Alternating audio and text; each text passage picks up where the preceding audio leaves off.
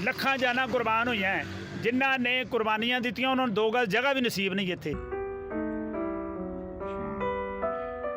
ਤੇ ਜਿਹੜੇ ਕਿ ਉੱਲੂ मैं ਕਹਾਂਗਾ ਬਾਕੀ कि ਉਹ ਆ ਗਏ ਤੇ जनाब इतने इस वक्त नंबरदार बने ने। ताज़ा तरीन अपलोड्स की नोटिफिकेशन हासिल करने के लिए हमारे चैनल को सब्सक्राइब करें और साथ में दिए गए घंटी के निशान को दबाना ना भूलें। जनाब गल ये है कि वोट की तुसीं गल कीती है, वोट जिहड़ा है ये निज़ाम ही गलत है, ये वोट पाना भी गलत है तो वोट ये है कि देना भी ना गलत है, क्योंकि जिहदे प्राइम मिनिस्टर भी सदर भी सारे ही बेइख्तियार ने।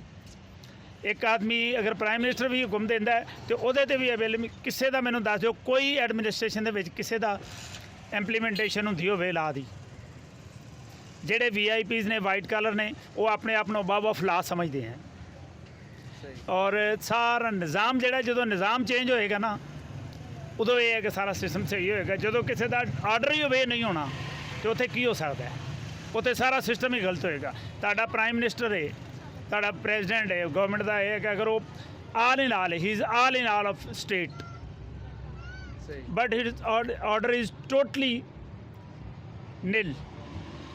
अगर वो कोई आर्डर देता है मुल्क के मफाद च भी देंदा है तो वो जनाब तुहाडे जिहड़े चमचे कड़छे ने वो जनाब ये है कि कोई स्टे ले आउंदा है, कोई कुछ कर आउंदा तो उत्थे की सही होएगा निज़ाम। ਇਹਦੇ ਤੁਸੀਂ ਕਿਸੇ ਨੂੰ ਬਲੇਮ ਨਹੀਂ ਦੇ ਸਕਦੇ। ਇਹ ਨਿਜ਼ਾਮ ਜਦੋਂ ਸਹੀ ਹੋਏਗਾ ਫਿਰ ਤੁਸੀਂ ਬਲੇਮ ਨਹੀਂ ਦੇ ਸਕਦੇ ਕਿ ਹਾਂ ਬਈ ਤੇਰਾ ਆਰਡਰ ਸੀ ਉਹਦੇ ਤੇ ਇੰਪਲੀਮੈਂਟੇਸ਼ਨ ਹੋਈ ਤੇ ਕਿਉਂ ਨਹੀਂ ਅਮਲ ਹੋਇਆ। ਕੋਈ ਐਸਾ ਤਰੀਕਾ ਹੈ ਜਿਸ ਤਰੀਕੇ ਨਾਲ ਅਸੀਂ ਨਿਜ਼ਾਮ ਠੀਕ ਕਰ ਸਕਦੇ ਹਾਂ? ਬਿਲਕੁਲ ਸਹੀ ਹੈ। ਪਹਿਲੀ ਗੱਲ ਤੇ ਇਹ ਹੈ ਕਿ ਉਹ ਅਸੀਂ ਕਰਨਾ ਨਹੀਂ। ਇਸਲਾਮੀ ਨਿਜ਼ਾਮ ਹੈ, ਅੱਲਾਹ ਔਰ ਉਹਦੇ ਰਸੂਲ ਦਾ ਕਾਨੂੰਨ ਹੈ ਜਿਹੜਾ 1400 ਸਾਲ ਪਹਿਲੇ ਬਣ ਗਿਆ, ਲੇਕਿਨ ਉਹਦੇ ਤੇ ਅਸੀਂ ਆਉਣਾ ਨਹੀਂ ਗਾ। ਦੋ ਰਿਆਸਤਾਂ ਨੇ ਜਿਹੜੀਆਂ ਦੁਨੀਆ ਦੇ ਵਿੱਚ ਸਿਰਫ ਇਸਲਾਮ ਦੇ ਨਾਂ ਤੇ ਬਣੀਆਂ ਨੇ, ਇੱਕ ਰਿਆਸਤ ਮਦੀਨਾ, दूसरी शबे कदर वाले दिन लैलतुल कदर की रात ਨੂੰ पाकिस्तान बनया। ਲੱਖਾਂ ਜਾਨਾਂ कुर्बान ਹੋਈਆਂ ਜਿਨ੍ਹਾਂ ਨੇ ਕੁਰਬਾਨੀਆਂ ਦਿੱਤੀਆਂ ਉਹਨਾਂ ਨੂੰ ਦੋ ਗਜ਼ ਜਗ੍ਹਾ ਵੀ ਨਸੀਬ ਨਹੀਂ ਇੱਥੇ। ਤੇ ਜਿਹੜੇ ਕਿ ਉੱਲੂ मैं ਕਹਾਂਗਾ ਬਾਕੀ ਕਿ ਉਹ ਆ ਗਏ ਤੇ जनाब ਇੱਥੇ ਇਸ ਵਕਤ ਨੰਬਰਦਾਰ ਬਣੇ ਨੇ। ਸਹੀ ਹੋ ਇਹ ਤੁਸੀਂ ਚਾਹੇ ਓਬੇ ਕਰੋ, ਚਾਹੇ ਇਹਨੂੰ ਡਿਕਲੇਅਰ ਕਰੋ, ਚਾਹੇ ਨਾ ਕਰੋ, ਲੇਕਿਨ ਜਿਹੜੀ ਮੇਰੀ ਗੱਲ ਦਿਲ ਦੀ ਸੀ ਤੁਹਾਨੂੰ ਦੱਸੀ, ਨਿਜ਼ਾਮ ਹਮੇਸ਼ਾ ਕੌਮਾਂ ਦੇ ਨਿਜ਼ਾਮ ਨਾਲ ਸਿਸਟਮ ਹੁੰਦਾ ਹੈ। ਹਜ਼ੂਰ ਆਕਾ अलैहिस्सलातु वस्सलाम ਨੇ ਕੌਮ ਨੂੰ ਨਿਜ਼ਾਮ ਦਿੱਤਾ ਇੱਕ।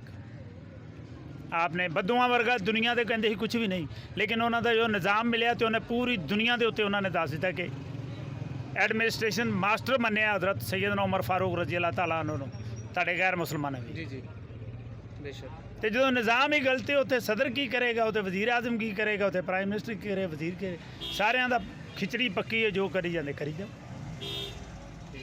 तो साड़ी ये दुआ है कि निज़ाम तब्दील हो जाए बस।